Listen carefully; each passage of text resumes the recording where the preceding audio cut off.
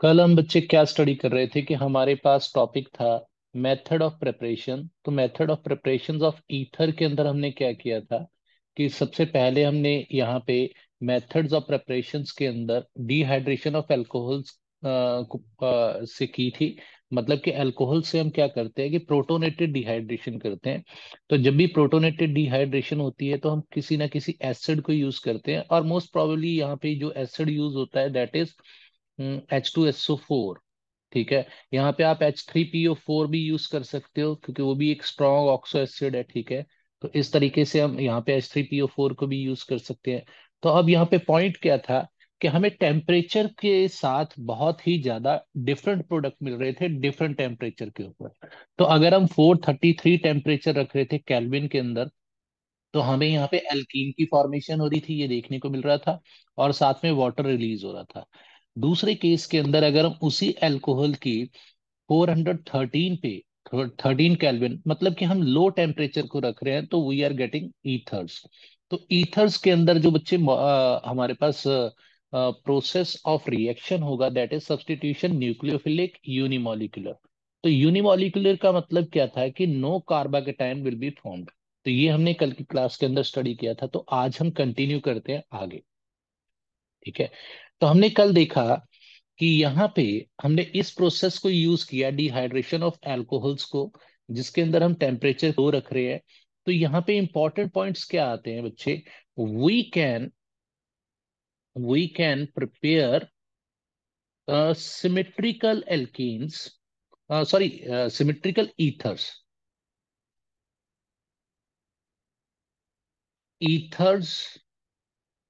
Bye the above process. जो भी above process है, अब प्रोसेस क्या है बच्चे कि आप अल्कोहल को ले रहे हो, ठीक है, ROH को ले रहे हो, ठीक है, और उसको किसके ऊपर ट्रीट कर रहे हो? आप कर रहे हो 413 केल्विन टेम्परेचर के ऊपर। यहाँ पे आप H+ रख रहे हो, मतलब प्रोटोनेटेड कर रहे हो उसको, और यू आर गेटिंग। यहाँ पे हम इसके मोल्स को इंक्रीज कर देंगे बच्चे, यहाँ पे 2 मोल्स ले लेते हैं, ठीक है। तो अब हमारे पास होगा क्या कि यहाँ पे हमें क्या देखने को मिल रहा है? ROR। तो ईथर की प्रेपरेशन तो हो रही है, लेकिन हमें क्या मिल रहा है? सिमेट्रिकल प्रोडक्ट्स मिल रहे हैं, मतलब कि सिमेट्रिकल ईथर की फॉर्मेशन हो रही है। सिमेट्रिकल ईथर का मतलब क्या है बच्चे? कि हमें दोनों तरफ same number of carbon atoms देखने को मिलेंगे। तो अगर मैं ROR' लगा देता तो वहां पे कंफ्यूजन हो जाती, क्योंकि R may be same to R' और may be different than R'। तो ये केस होता है। ठीक है। तो अब यहाँ पे हम देखते हैं किस तरीके से ये रिएक्शन फॉलो हो रहा है। ठीक है। तो फॉर्मेशन ऑफ ईथर फॉलोज, यहाँ पे हम इनके पॉइंट्स लिख लेते हैं।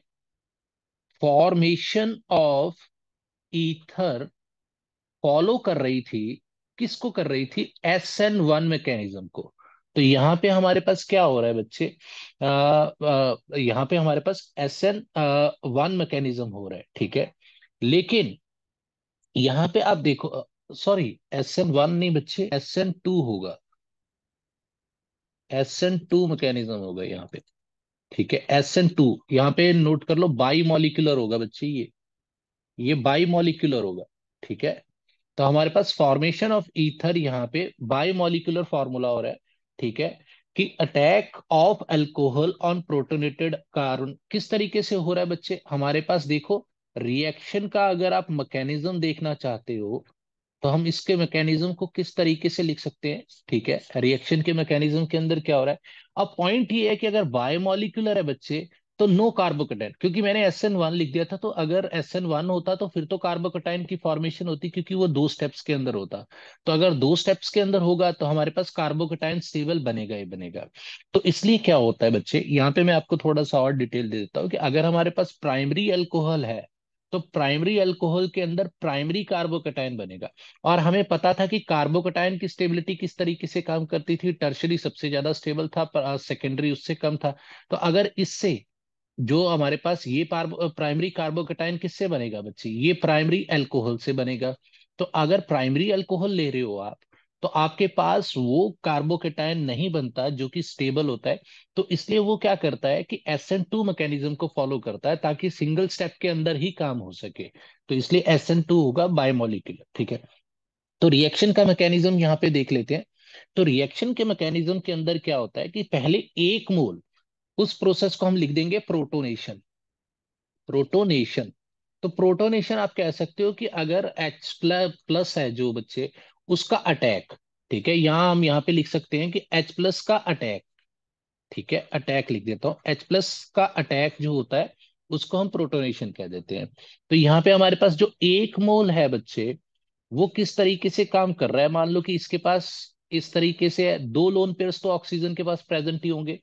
अगर इसके पास दो लोन पेयर्स प्रेजेंट है, तो यहाँ पे जैसे ही H प्लस का अटैक होगा, तो अब होगा क्या बच्चे, यहां से जो लोन पेयर है ऑक्सीजन के पास, वो क्या करेंगे कि H प्लस का पॉजिटिव चार्ज, उसकी इलेक्ट्रॉन डेफिशिएंसी को खत्म करने की कोशिश करेंगे, क्योंकि लोन पेयर जो होते हैं वो इलेक्ट्रॉन रिच स्पीसीज होते हैं। तो ये न्यूक्लियोफाइल की तरह काम करेंगे, मतलब कि जो इलेक्ट्रॉन रिच स्पीसीज होती हैं वो न्यूक्लियोफाइल की तरह काम कर रही है। और ये H प्लस क्या कर रहा है, ये इलेक्ट्रोफाइल की तरह काम कर रहा है। तो H प्लस के साथ जैसे ही जुड़ जाएंगे, तो हमारे पास यहाँ पे क्या होगा कि हम इस रिएक्शन को किस तरीके से लिख देंगे, CH3 CH2 एंड H, इसके पास दो लोन पेयर्स प्रेजेंट है, जैसे ही हम H प्लस को जोड़ेंगे तो हमारे पास क्या बनेगा, एक तरीके का रिवर्सिबल रिएक्शन होगा। ठीक है, रिवर्सिबल रिएक्शन के अंदर हमें क्या देखने को मिलेगा, CH2O एंड H, और इसके ऊपर क्या आ जाएगा, पॉजिटिव चार्ज आ जाएगा। तो अब पॉजिटिव चार्ज आ जाएगा तो आप इसको अल्फा कार्बन एटम कह सकते हो। तो यहाँ पे हमारे पास क्या हुआ, this is known as protonate alcohol कह सकते हो, क्योंकि अल्कोहल को हमने प्रोटोनेटेड कर दिया। तो यही तो हमारा पहला स्टेप था कि इसके अंदर हम क्या कर रहे हैं, प्रोटोनेशन कर रहे हैं। तो पहले स्टेप अंदर हमारे पास प्रोटोनेशन होती है। फिर हम सेकंड स्टेप की बात करते हैं। यहां तक समझ आ रहा है बच्चे? Yes sir. ओके। तो दूसरा जो सेकंड स्टेप होता है बच्चे, सेकंड स्टेप के अंदर हमारे पास क्या होता है, due two electron deficiency, due two electron deficiency due two electron deficiency on alpha, ठीक है, कार्बन एटम, एटम, ये क्या होगा बच्चे, कार्बन एटम, या मैं आपको यहाँ पे लिख देता हूँ electron deficiency on alpha carbon, हाँ इसको वैसे भी तो लिख सकते थे, carbon atom of protonated, protonated alcohol, alcohol. अब होगा क्या बच्चे, जो कार्बन एटम है, अल्फा कार्बन एटम है, वो इलेक्ट्रॉन डेफिशिएंट हो जाएगा। लेकिन अगर ये कार्बोकेटायन को फॉर्म करेगा, यहाँ पे थोड़ा फोकस करना कि अगर ये कार्बोकेटायन को फॉर्म करेगा तो ये कौन सा कार्बोकेटायन बनाएगा, यहाँ पे प्राइमरी कार्बोकेटायन बनाएगा। और हमने अभी देखा था कि प्राइमरी कार्बोकेटायन हमारे पास स्टेबल नहीं होते। तो इसलिए क्या होगा बच्चे, दूसरा मोल जो होगा वो किस तरीके से काम करेगा, यहाँ पे आप देखना। तो हमारे सेकंड स्टेप के अंदर क्या होता है, due two electron deficiency on alpha carbon atom of protonated alcohol, ठीक है, तो हमारे पास क्या होगा, अगर दूसरा सेकंड मोल, यहाँ पे जो सेकंड मोल ऑफ अल्कोहल है, second mole of alcohol, alcohol loses, और मैं यहाँ पे लूजेस नहीं कहूंगा क्योंकि लूज तो कर ही नहीं रहे, तो यहाँ पे वो करेंगे share, share their lone pair, lone pair with alpha carbon atom, atom of protonated alcohol, protonated alcohol, ठीक है, अल्कोहल के साथ ही शेयर करेगा। किस तरीके से होगा बच्चे, हमारे पास CH3 CH2O, और इसके पास क्या था, H, और H ये क्या था, इसके ऊपर पॉजिटिव चार्ज था। दूसरी तरफ जो सेकंड मोल है बच्चे हमारे पास अल्कोहल का, वो क्या कर रहा है, CH2O एंड H, और इसके पास दो लोन पेयर्स प्रेजेंट है, इसके पास दो लोन पेयर्स प्रेजेंट है। तो यहां से ये लोन पेयर क्या करेगा, ये लोन पेयर जाएगा इसके पास, ये देखो अल्फा कार्बन एटम के पास, क्योंकि ऑक्सीजन जो है बच्चे वो क्या करेगा कि इंडक्टिव इफेक्ट शो करके वो अब यहां से जा सकता है, लेकिन जो प्राइमरी कार्बोकेटायन पीछे बनेगा वो हमारे पास स्टेबल नहीं है, तो इसलिए यहां से नहीं जाएगा। तो यहां पे मैं लिख देता हूं, यहां पे मेंशन कर देता हूं,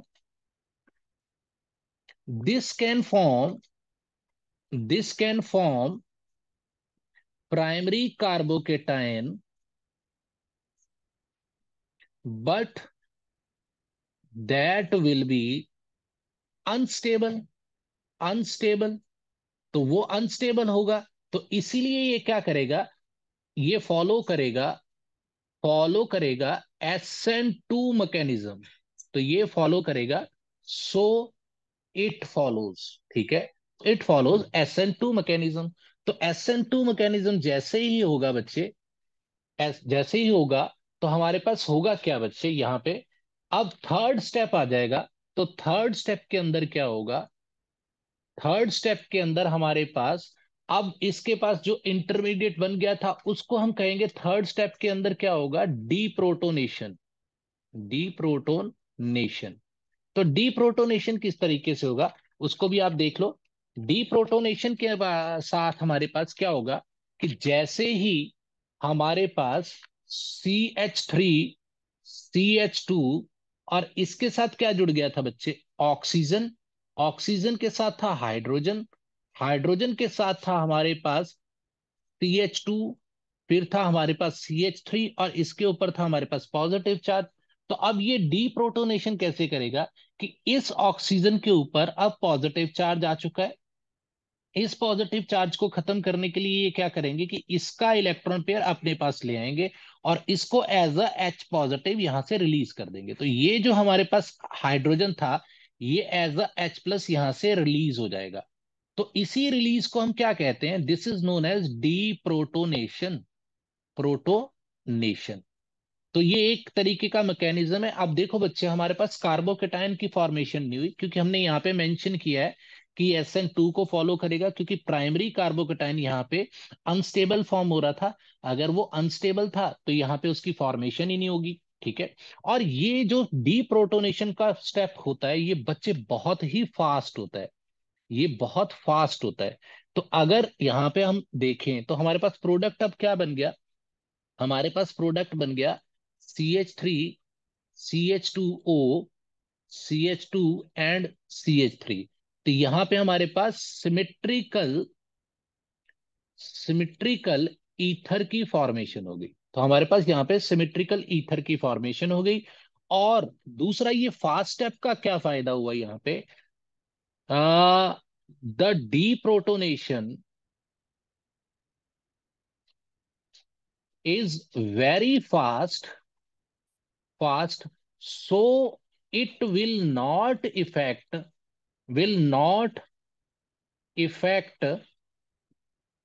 rate of reaction, so it will not affect rate of reaction। समझ में आ रहा है बच्चे, यहाँ पे हमारे पास ईथर की फॉर्मेशन हो गई, ठीक है। सर सेकंड पॉइंट रिपीट करोगे प्लीज? बच्चे सेकंड पॉइंट को, तो बच्चे सेकंड पॉइंट के यस। अंदर मैंने यहाँ पे क्या मेंशन किया है, मैंने यहाँ पे सेकंड पॉइंट के अंदर लिखा है कि हम यहाँ पे दो मोल्स ले रहे हैं एक्चुअली। अगर इसका रिएक्शन लिखना है ना हमें, तो हम इसका रिएक्शन कुछ इस तरीके से लिख सकते हैं। आप देखो पहले, कि मैं यहाँ पे 2 मोल्स ऑफ CH3 CH2OH ले रहा हूँ, जिनकी मैं प्रोटोनेशन कर रहा हूँ, और टेम्परेचर को क्या रख रहा हूँ मैं यहाँ पे, कितना था हमारे पास, 413 केल्विन टेम्परेचर। तो मैं यहाँ पे 413 केल्विन टेम्परेचर रख रहा हूँ। तो मेरे पास क्या बनेगा अब, CH3 CH2O CH2 and CH3। तो मेरे पास यहाँ पे सिमिट्रिकल ईथर की फॉर्मेशन हो गई। तो अगर मेरे पास यहाँ पे सिमिट्रिकल ईथर की फॉर्मेशन हो रही है, तो उसके अंदर पहले स्टेप के अंदर क्या हो रहा है, प्रोटोनेशन। तो प्रोटोनेशन जैसे ही होगी, तो हमारे पास क्या होगा, प्रोटोनेटेड अल्कोहल की फॉर्मेशन हो जाएगी। लेकिन दूसरी तरफ होगा क्या, कि ऑक्सीजन जो होता है बहुत इलेक्ट्रोनेगेटिव होता है, वो अपने ऊपर पॉजिटिव चार्ज को पसंद नहीं करता है। तो अब उसका इफेक्ट किसके ऊपर दिखेगा बच्चे, यहाँ पे आप कुछ इस तरीके से लिख सकते हो, कि यहाँ पे इंडक्टिव इफेक्ट शो हो रहा है, इसीलिए ये जो कार्बन था, अल्फा कार्बन एटम है जो, ये इलेक्ट्रॉन डेफिशिएंट शो हो रहा है। तो यहां से ये लोन पेयर्स जो हैं, ये तो उसको शेयर हो रहे हैं, लेकिन यहाँ ये कार्बोकेटायन बना नहीं सकता, क्योंकि हमने पहले ही लिखा है कि कार्बोकेटायन जो प्राइमरी होता है वो अनस्टेबल होता है। तो प्राइमरी कार्बोकेटायन यहाँ पे फॉर्म नहीं हो रहा है। तो इसलिए क्या होगा, कि ये SN2 मैकेनिज्म को फॉलो करता है, मतलब कि एक तरफ से ये जाएंगे, मैं आपको बता दूं, कि एक तरफ से ये कुछ ऐसे जाएंगे, और दूसरी तरफ से ये आएंगे, ठीक है, ये जुड़ता है। समझ में आया बच्चे अब step. Yes sir.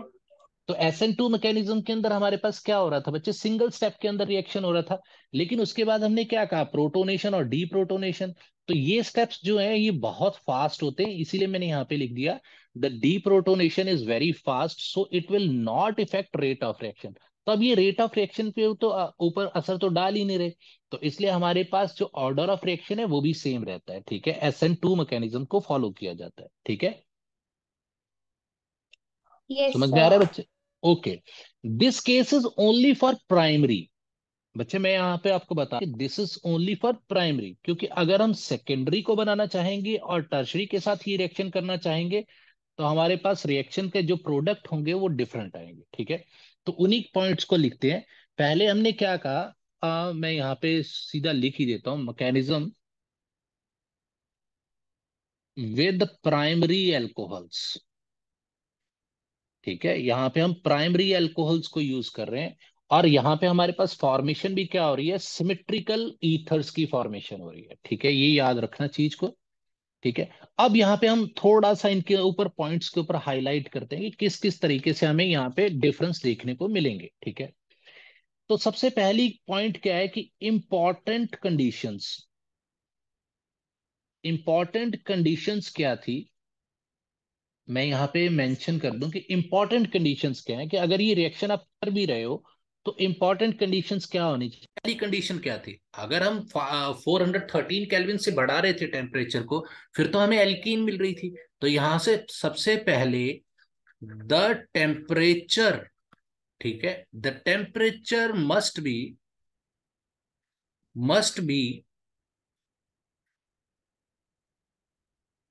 Maintained eight 413 kelvin. ठीक है, तो यहां पे हमने सबसे पहले ये बताया कि 413 केल्विन के ऊपर हमारा टेम्परेचर होना चाहिए, इससे अगर बढ़ जाएगा तो एल्कीन की फॉर्मेशन होगी। ठीक है, दूसरा पे एक्सेस ऑफ एल्कोहल की रिक्वायरमेंट है। ठीक है, we need excess of alcohol. तो एक्सेस ऑफ एल्कोहल क्या है बच्चे, हमने यहाँ पे देखो, यहाँ पे हमने लिखा था 2 मोल्स, यहाँ पे हमने क्या लिख दिया, 2 मोल्स। तो 2 मोल्स का मतलब क्या है कि हम यहाँ पे एक्सेस ऑफ एल्कोहल ले रहे हैं। तो यहाँ पे आप क्या कर सकते हो कि यहाँ पे एक्सेस ऑफ एल्कोहल्स के अंदर हम जितने मर्जी मोल्स लिख सकते हैं, तो यहाँ पे हमें एक्सेस ऑफ एल्कोहल तो लेनी ही पड़ेगी, तभी जाके ये रिएक्शन होगा। ठीक है, excess of alcohol must be taken. ठीक है, या आप यहां पे लिख सकते हो कि large amount of alcohol as reactant. ठीक है, आपको जो भी अच्छा लगे वो उस तरीके से आप इसको मेंशन कर देना। ठीक है, और तीसरा सबसे इंपॉर्टेंट पॉइंट जो कि यहाँ पे हाईलाइट करेगा कुछ और इंपॉर्टेंट पॉइंट्स को, there must be minimum steric hindrance. There must be minimum steric hindrance.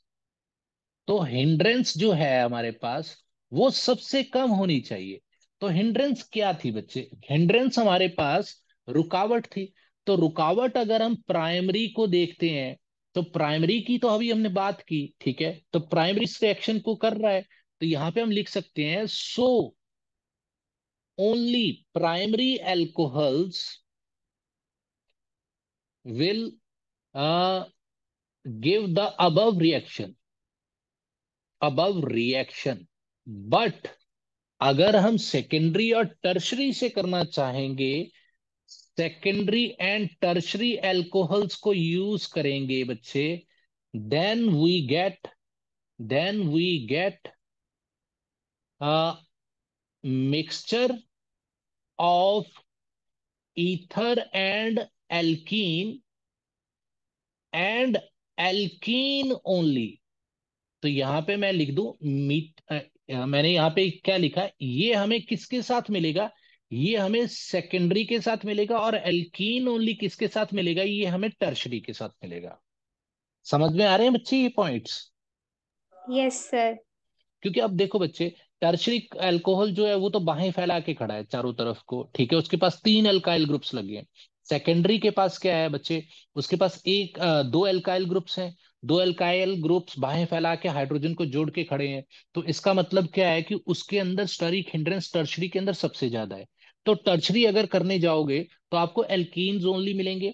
लेकिन हम अगर यहाँ पे सेकेंडरी का केस देखेंगे, सेकेंडरी अल्कोहल्स को यूज करेंगे, तो वहां पे आपको ईथर एंड एल्कीन दोनों देखने, हम देखते हैं बच्चे किस तरीके से होता है, रिएक्शन को देखते हैं। ठीक है, तो इस पॉइंट को हम कवर करते हैं। तो यहाँ पे अगर हम यहाँ पे बच्चे सेकेंडरी एल्कोहल को बना लो। अब देखो यहाँ पे दो एल्काइल ग्रुप्स लगे हुए हैं और इसके साथ ओ एच लगा हुआ है। ठीक है, अगर हम इसको H2SO4 की प्रेजेंस के अंदर 413 केल्विन टेम्परेचर के ऊपर रिएक्शन करवा रहे हैं, तो अब हमें क्या क्या प्रोडक्ट मिलेंगे। मैंने क्या लिखा था, ईथर भी मिलेगा हमें यहाँ पे, ईथर भी मिलेगा और एल्कीन भी मिलेगी। ठीक है, तो अब यहाँ पे क्या मिल रहा है हमें, CH3, CH double bond CH2, और साथ में हमें यहाँ पे क्या मिल रहा है बच्चे, हमें यहाँ पे CH3C, और यहाँ पे देखो CH3, और यहाँ पे CHO, और दूसरा हमारे पास क्या होगा, फिर CH, और इसके साथ क्या होगा, CH3 और CH3। तो अब ये देखो बच्चे, ये जो हमारे पास इतना ग्रुप था, ये देखो इतना ग्रुप था, ये हमें यहां भी हाईलाइट हो रहा है और यहां भी हाईलाइट हो रहा है।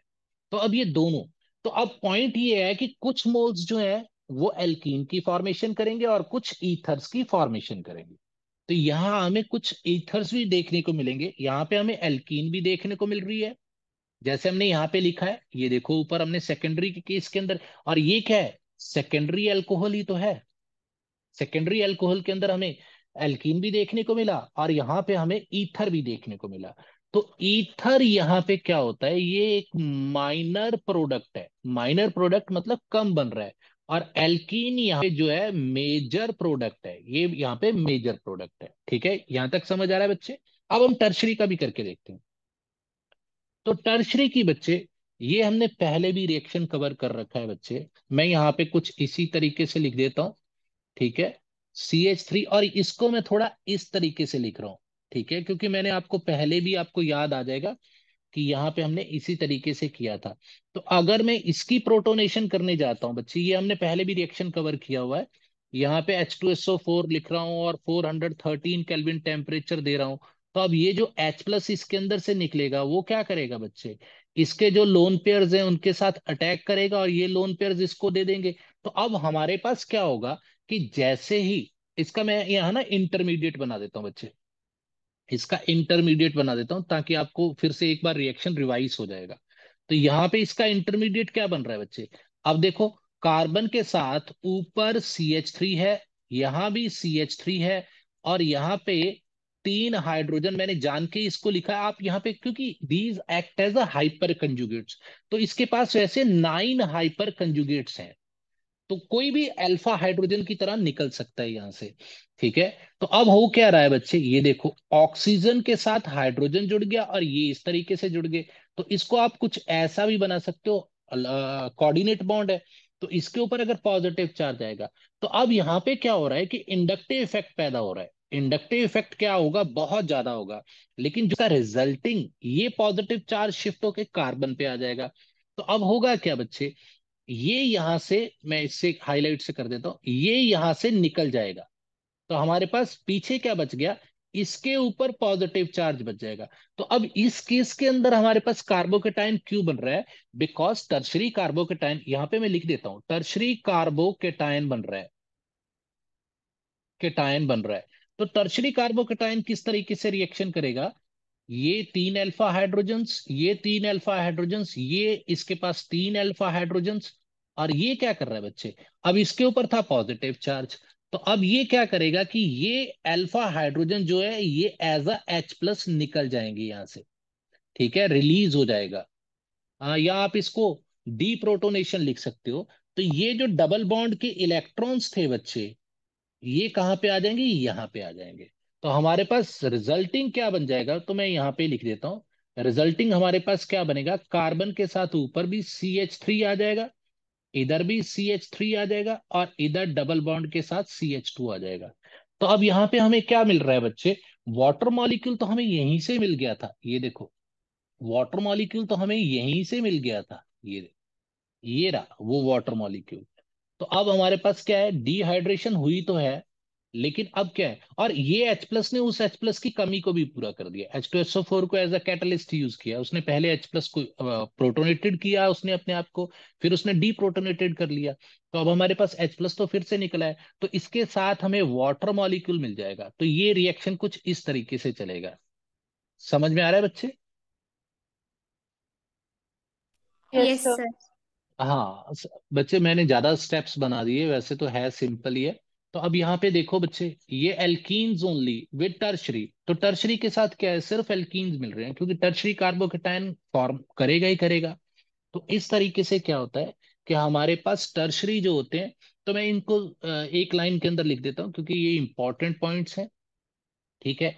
Primary alcohol, alcohol in excess at 413 kelvin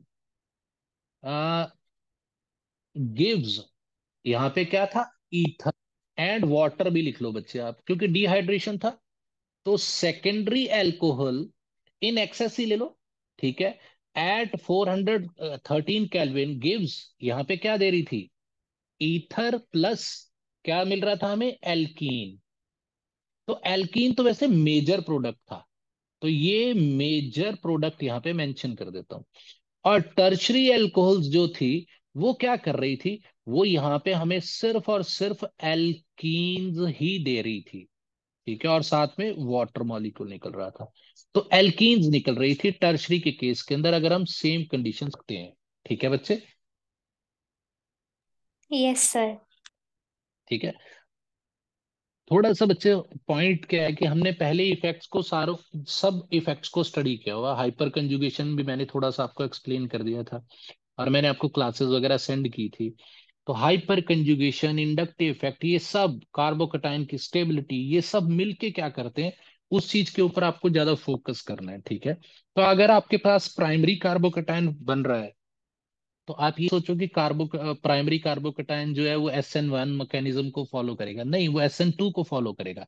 क्योंकि प्राइमरी कार्बोकटायन जो होता है वो स्टेबल ही नहीं होता है, तो वो बनेगा ही नहीं, वो अवॉइड करेगा बनना, क्योंकि अगर उसके पास कोई रास्ता है तो फिर वो उसी रास्ते को फॉलो करेगा। फिर आता है हमारे पास बच्चे डिहाइड्रेशन ऑफ एल्कोहल्स। तो यही हमने पहले भी कवर किया था, तो हमने फिर से क्यों लिख दिया, तो ये अब आप बी प्रोसेस के अंदर लिख लो कि ए कैटेगरी के अंदर तो हमने डिहाइड्रेशन किससे की थी, प्रोटोनेशन एंड डीप्रोटोनेशन से। ठीक है। एक्सेस ऑफ अल्कोहल यूज की थी। तो यहां पे भी हम क्या कर रहे हैं बच्चे, एक्सेस ऑफ अल्कोहल को यूज कर रहे हैं। ठीक है। लेकिन यहां पे हम कैटलिस्ट यूज कर रहे हैं। तो यहां पे using using Al2O3 as a catalyst. ठीक है। तो हमने पहले भी रिएक्शंस देखे हैं, कॉपर की प्रेजेंस के अंदर भी डिहाइड्रेशन देखी थी हमने अल्कोहल्स की। ठीक है। तो यहां पे हो क्या रहा है बच्चे, by passing bypassing the vapors of alcohols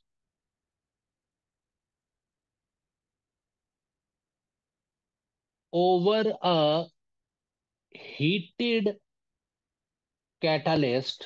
तो अब हम क्या कर रहे हैं बच्चे, कैटलिस्ट को हीट कर रहे हैं और उसके ऊपर से वेपर कर रहे हैं। तो यहाँ पे कैटलिस्ट कौन सा है, Al2O3। ठीक है, Al2O3। तो यहाँ पे ये कैटलिस्ट यूज कर रहे हैं, एंड इसको क्या कहेंगे हम, एल्यूमिना। ठीक है, एल्यूमिना।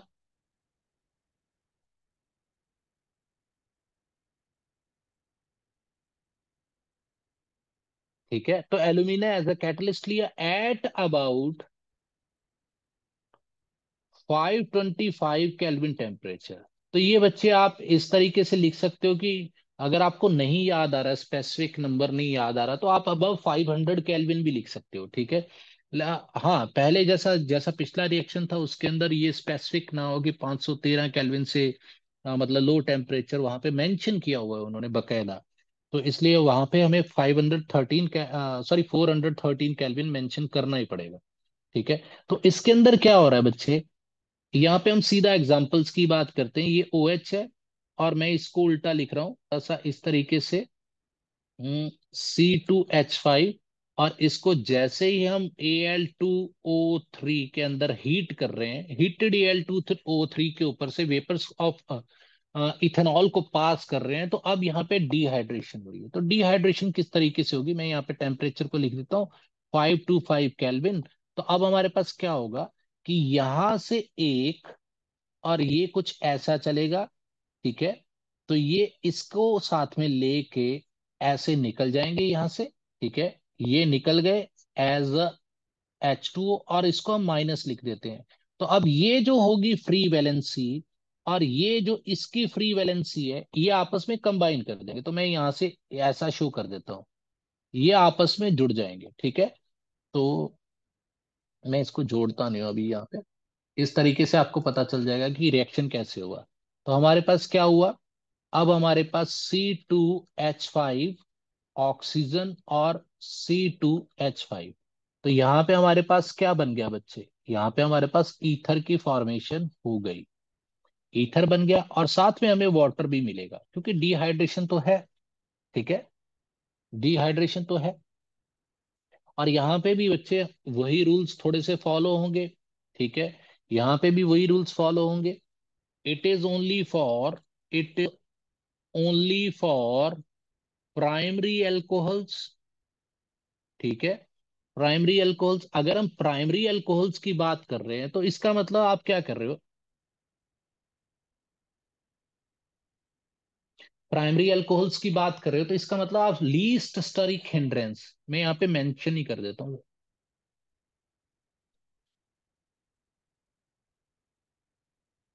लीस्ट स्टरिक हिंड्रेंस की बात कर रहे हैं हम, कम से कम स्टरिक हिंड्रेंस हो। उसके बाद हमारे पास क्या होता है, टेम्परेचर लो रखो। ठीक है, ये दो केसेस थे। तो यहाँ पे हमारे पास क्या होगा बच्चे, प्राइमरी अल्कोहल्स के अंदर ही हमारे पास ये रिएक्शन देखने को मिलेगा। ठीक है, यहां तक समझ आ रहा है। Yes sir. ओके। देन आती है बच्चे सबसे इंपॉर्टेंट सिंथेसिस, जो कि सीबीएसई का one of the favourite question है, विलियमसन ईथर सिंथेसिस। ठीक है। तो ये बहुत ही ज्यादा इंपॉर्टेंट है। मैं यहाँ पे स्टार मार्क कर देता हूं, और ये याद रखनी है। ठीक है। That is Williamson ether synthesis भी लिख देता हूं। ठीक है, ये थोड़ा सा आपने पहले स्टडी किया भी होगा। ठीक है, ईथर की फॉर्मेशन आपने स्टडी किया भी होगा, क्योंकि ये अल्कोहल से ही स्टार्ट करेंगे एंड इसके अंदर। अब पॉइंट क्या था बच्चे, विलियमसन की ईथर की सिंथेसिस इतनी इंपॉर्टेंट क्यों है, क्योंकि हम जितने भी पहले ईथर्स फॉर्म कर रहे थे, वो सब सिमेट्रिकल थे। वो सब सिमेट्रिकल थे, चाहे वो आप देखो इस केस के अंदर, चाहे आप देखो इस केस के अंदर, मैं यहाँ पे हाईलाइट कर रहा हूँ, इस केस के अंदर भी देखो, तो आपको कार्बन एटम्स दोनों तरफ बराबर दिखेंगे, सिमेट्रिकल। ठीक है। लेकिन अब विलियमसन ईथर सिंथेसिस इतनी इंपॉर्टेंट क्यों हो जाती है बच्चे, क्योंकि वो अनसिमेट्रिकल ईथर्स की फॉर्मेशन हम इससे कर सकते हैं। ठीक है। यहां पे लिख सकते हैं, we can form symmetrical as well as unsymmetrical ethers. तो अब आपको पता चला ये कितना इंपॉर्टेंट है बच्चे। यहां से हम क्या कर रहे हैं, सिमेट्रिकल भी फॉर्म कर पा रहे हैं, और यहां से अनसिमेट्रिकल भी फॉर्म कर पा रहे हैं। ठीक है। तो इसके अंदर क्या होता है, मैं जनरल रिएक्शन आज हम थोड़ा सा कवर कर लेंगे इसको। ठीक है। और डिटेल्स के अंदर हम इसके ऊपर कल कल की क्लास के अंदर जाएंगे, क्योंकि ये बहुत ज्यादा इंपॉर्टेंट है, और इसके अंदर जो भी पॉइंट्स हैं उनको कवर करेंगे। तो यहाँ पे हम क्या कर रहे हैं, फिर एक्सेल अल्कोहल ले रहे हैं। तो यहाँ पे हम मैं क्या करता हूँ कि मैं दोनों एग्जांपल्स के साथ डील करूंगा, सिमेट्रिकल के साथ भी डील करूंगा और अनसिमेट्रिकल के साथ भी डील करेंगे, क्योंकि दोनों को फॉर्म कर रही है। ठीक है। और और मैं एक चीज और बता दूं बच्चे, कि जब भी अनसिमेट्रिकल एल्कीन की फॉर्मेशन होगी, तो ये जरूरी नहीं है कि कंप्लीटली अनसिमेट्रिकल सॉरी एल्कीन कह रहा हूं मैं, अनसिमेट्रिकल ईथर की फॉर्मेशन होगी। तो ये जरूरी नहीं है कि आपके पास जो होगी। मैं इसका एग्जांपल देता हूँ। मान लो कि हम यहाँ पे ब्लैक बॉल, ठीक है, और एक रेड बॉल्स की बात करते हैं, ठीक है। तो अगर आपके पास ये 10 हैं, 10 ये हैं और 10 ये हैं, मैंने ये शायद आपको पहले भी एक्सप्लेन किया है। तो अगर एक रूम के अंदर ये आपस में टकराना शुरू कर दें, तो अब होगा क्या कि इनकी प्रोबेबिलिटी क्या होगी कि रेड बॉल जो है वो क्या कर रही है कि ब्लैक बॉल से कोलाइड कर रही है, ठीक है। और दूसरी प्रोबेबिलिटी क्या है, ब्लैक बॉल से कोलाइड कर रही है। और तीसरी प्रोबेबिलिटी क्या होगी कि रेड बॉल और रेड बॉल आपस में कोलाइड कर रही हैं। तो आप देखो कि दो केसेस के अंदर आपको सिमिट्री देखने को मिल रही है, और एक केस के अंदर आपको अनसिमिट्री देखने को मिल रही है। वैसे मैं आपको कह दूं कि ये हमारा मेजर प्रोडक्ट होता है, क्योंकि इनकी प्रोबेबिलिटी सबसे मैक्सिमम होगी, इनकी प्रोबेबिलिटी कम होगी। तो यही हमें यहाँ पे देखना है कि अगर हम अनसिमेट्रिकल ईथर्स को फॉर्म कर रहे हैं, तो वहां पे हम आपको सिमेट्रिकल ईथर्स भी देखने को मिलेंगे। तो ये अभी आपको शायद समझ में ना आया हो, लेकिन इस कॉन्सेप्ट को याद रखना कि ये बॉल्स अगर टकरा रही हैं, तो ये किस तरीके से टकराएंगी, ठीक है। तो यहाँ पे हम क्या करते हैं कि एक्सेस ऑफ अल्कोहल को ले लेते हैं और इसका रिएक्शन करवाते हैं मेटल से, ठीक है। एक्टिव मेटल को यूज करें। तो जैसे ही एक्टिव मेटल को यूज करोगे, तो आपके पास क्या बनेगा, एल्कोक्साइड आयन सोडियम का, ठीक है। यहाँ पे आपके पास सोडियम का है, सोडियम एल्कोक्साइड आयन बन गया। तो सोडियम का जो एल्कोक्साइड आयन है, ये फर्दर रिएक्शन करेगा एल्काइल से। तो अब आपने यहाँ पे 2 मोल्स तो बना लिए। अब आपको क्या करना है कि अब आपको 1 मोल इसमें से लो, और ये क्या करो कि आप यहाँ पे आर डैश एक्स के साथ रिएक्शन कराओ। और इसके अंदर आगे बहुत कुछ स्टडी करने वाला है विलियमसन ईथर सिंथेसिस के अंदर, क्योंकि इसके अंदर कुछ एक एक नंबर के क्वेश्चंस बनते हैं, ठीक है। तो हमारे पास यहाँ पे क्या बन रहा है, आर डैश। तो आप देखो ये आर डैश यहाँ से मतलब हेलो एल्काइल हैलाइड से आया, ठीक है। तो अब हमारे पास यहाँ पे ये बन गया, और इसके साथ हमारे पास क्या बन रहा है, NaX। तो ये तो एक जनरल रिएक्शन था, ठीक है। यहाँ पे अब हमारे पास सिमेट्रिकल भी हो सकता था। तो आर विल बी